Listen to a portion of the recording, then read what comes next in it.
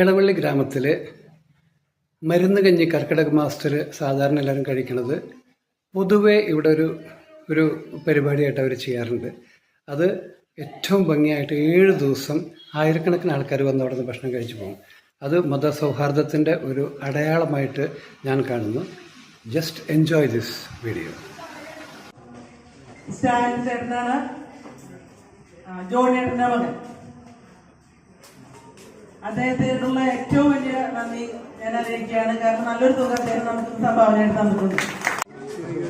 നമ്മുടെ എല്ലാ പിന്നെ ഞാൻ എപ്പോഴും പറയാത്ത ഒരു കാര്യമാണ് ഇളവീരെയും മൈത്രി ജാതിയിലും മതത്തിന്റെയും രാഷ്ട്രീയത്തിലും ഒക്കെ അതീതമായിട്ടുള്ള. എല്ലാവർക്കും നമസ്കാരം. നിസ്വാർത്ഥമായി സഹകരിക്കുന്ന പ്രയത്നിക്കുന്ന ഒരു പറ്റം ആൾക്കാരുടെ 20 എന്നും പറയാനുള്ളതാണ്.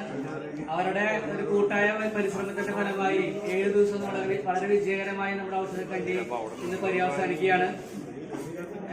നന്ദി പറയുക. നമ്മുടെ പരിപാടി നാലാമത്തെ ദിവസമാണ്. അപ്പോ ഇന്നിപ്പോ അവസാനിക്കുകയാണ്. നമ്മള് എല്ലാവരും പങ്കെടുത്തതിന് സന്തോഷമുണ്ട്.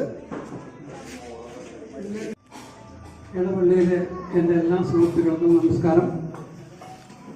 ഞാൻ നിൽക്കേണ്ട ആളല്ല ഇവിടെ ശരിക്കും. ഇവിടെ നിൽക്കേണ്ടത് എൻ്റെ അപ്പന. നിങ്ങൾ ജോണി മാഷ്, ജോണി സാറ്, ജോണിയേട്ടൻ പലരും പല രീതിയിലാണ് വിളിക്കാറ്. 90 വയസ്സ് പ്രായമുള്ള ഒരാളാണ്.